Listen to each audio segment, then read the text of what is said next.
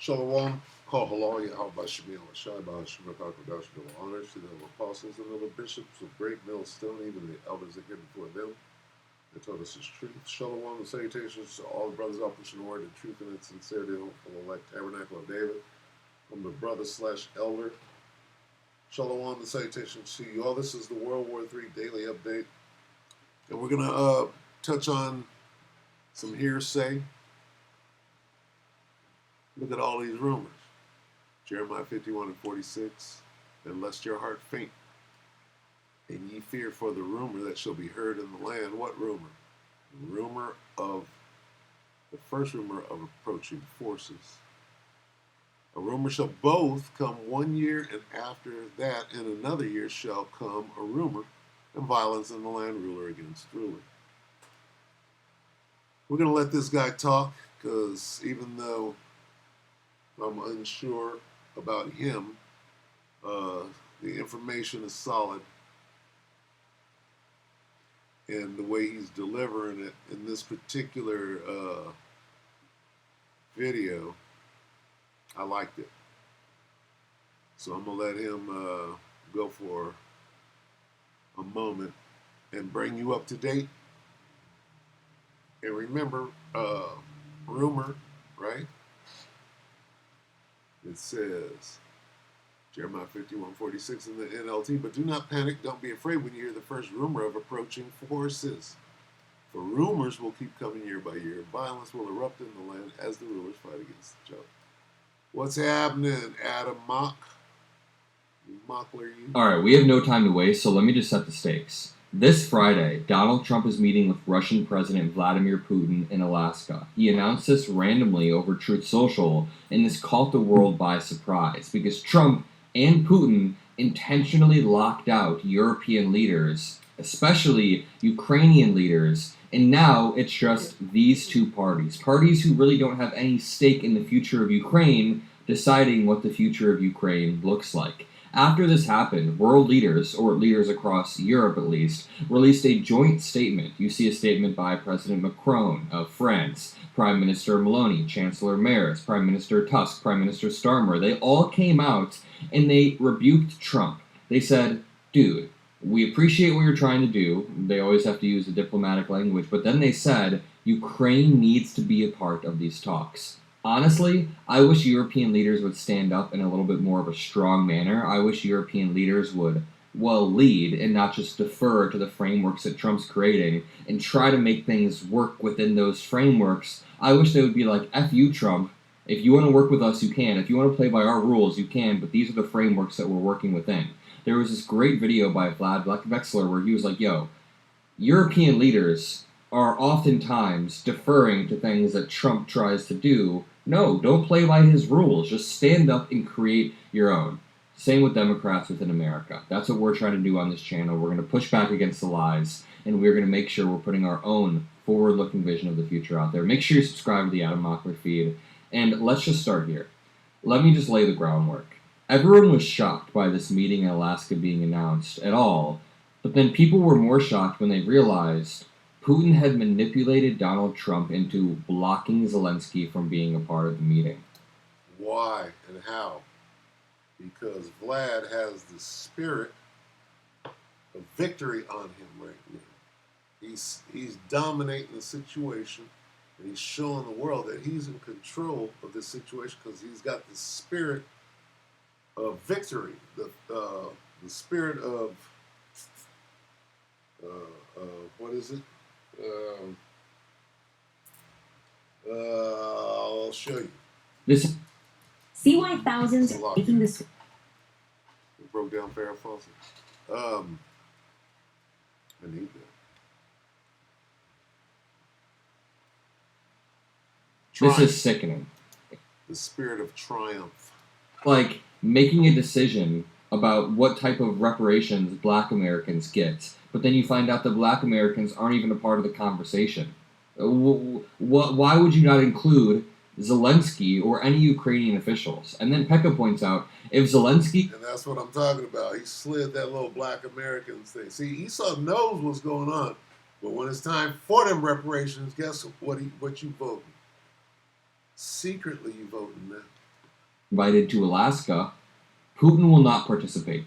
That is the condition that Putin set. He said, I will not participate in any peace deals or any negotiations if Zelensky's there. The Kremlin's main narrative is that Ukraine's government is illegitimate, and meeting with Zelensky would undermine that narrative. What Trump is doing in this meeting, and this is what they point out in this joint statement, what Trump is doing is making a triple concession. A triple concession. And here's how. What Trump is doing is he's meeting with Putin, first of all, in Alaska. We'll talk about that later. He's meeting with Putin, and the concession is that Zelensky doesn't have to be there. We don't have to legitimize Zelensky. But then, he's also thinking about conceding some land to Russia, and that land concession is hoping to get Russia to then start the ceasefire negotiations. So, here's Trump's grand plan.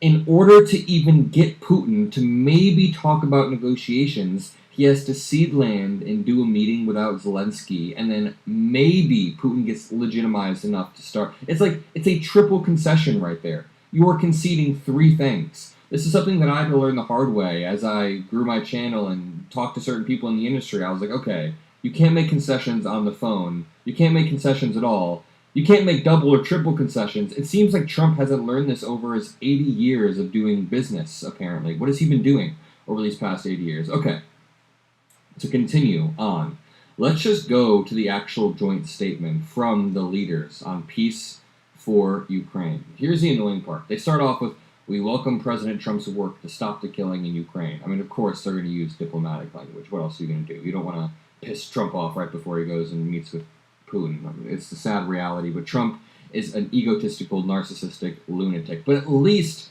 European leaders can put forth their own framework, in my opinion. They then say, we are convinced that only an approach that combines active diplomacy, support to Ukraine, and pressure on the Russian Federation can end this war. Now, here's where they begin to rebuke the framework that Trump is approaching this with. They say, we agree that these vital interests include the need for robust and credible security guarantees that enable Ukraine to effectively defend its sovereignty. Ukraine has the freedom of choice over its own destiny. Meaningful negotiations can only take place in the context of a ceasefire or reduction of hostilities. The path to peace in Ukraine cannot be decided without Ukraine. They reframe the peace process to make Ukraine essential to the process. And they also don't make the concession of a land swap or anything like that until lives stop being lost. You only begin the talks after lives stop being lost. Okay, I'm going to stop it right there. And I want to read this. We continue to stand firmly by the side of Ukraine. We are, who's we? United as who? European Union. What is all? We agree that these vital interests include the need for robust and blah, blah, blah, blah, blah, blah, blah. Who's we? We agree. We reiterate that Russia unprovoked. Who's we? Well, Ukraine. And we is United or European. Let's read it like this. We are European Union. See that? United. Union. Union United. European Union. All right, so let's end on that. What's the European Union going to do because of Trump and Epstein? I mean, Netanyahu-Stein. The 14 shall burn, shall bright burn the hoe. Bright burning bitches.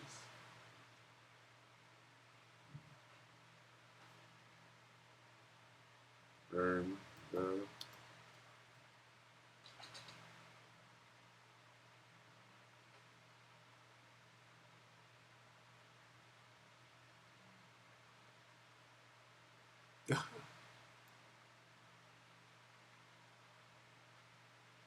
he shall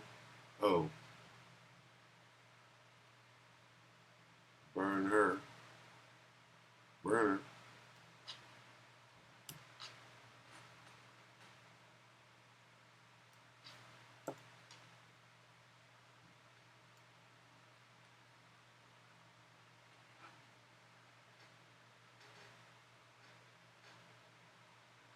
Revelation 17